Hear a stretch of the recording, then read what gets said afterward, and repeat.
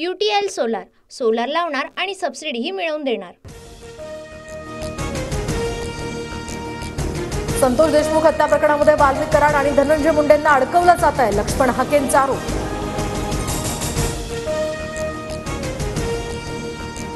सुरेश धस आणि संतोष देशमुखांच्या हत्येचं राजकारण सुरू केलं। निवडणुकीचा निकाल लागल्यानंतर सुरेश धस यांची भाषा बदलली, लक्ष्मण हाकेंची धस यांच्यावर टीका।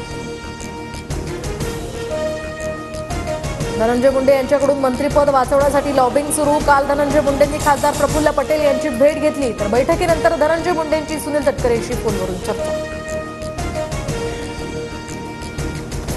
पवनचक्की कंपनीच्या मालकांना खंडणीचा त्रास, शरद पवारांची मुख्यमंत्री फडणवीसांशी फोनवरून चर्चा। मुख्यमंत्र्यांकडून दहशत मोडून काढण्याचं आश्वासन।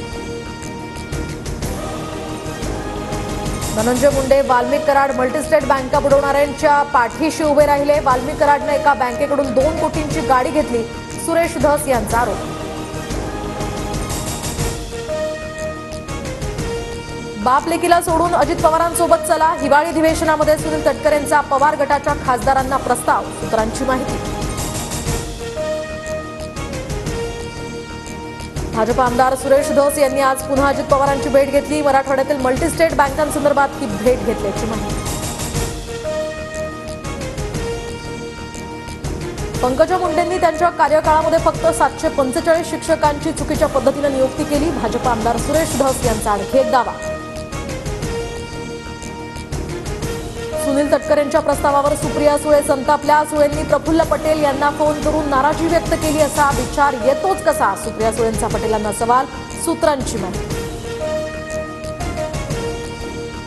सुनील तटकरेंनी दिलेल्या प्रस्तावामुळे शरद पवार गटात नाराजी, अजित पवारांसोबत जाण्याचा प्रस्ताव शरद पवारांच्या खासदारांनी फेटाळला, सूत्रांची माहिती।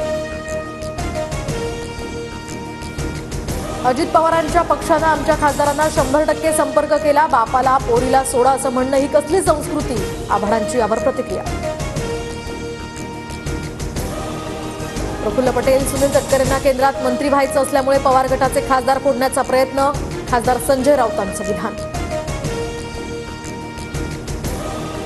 मंत्री आशिष शेलार यांनी घेतली राज ठाकरेंची भेट। मुंबई महानगरपालिका निवडणुकीच्या संदर्भात दोन्ही नेत्यांमध्ये चर्चा झाल्याची सूत्रांची माहिती।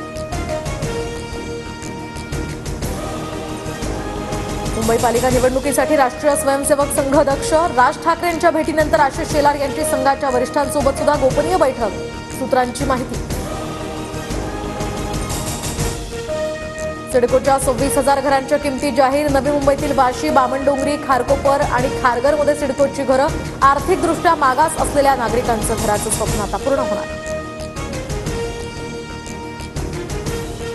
बुलढाण्याच्या शेगाव तालुक्यामध्ये केस गळतीनं नागरिक भयभीत, डोक्यात खाज आल्यानंतर तिसऱ्या दिवशी टक्कल पडत असल्याचा नागरिकांचा दावा।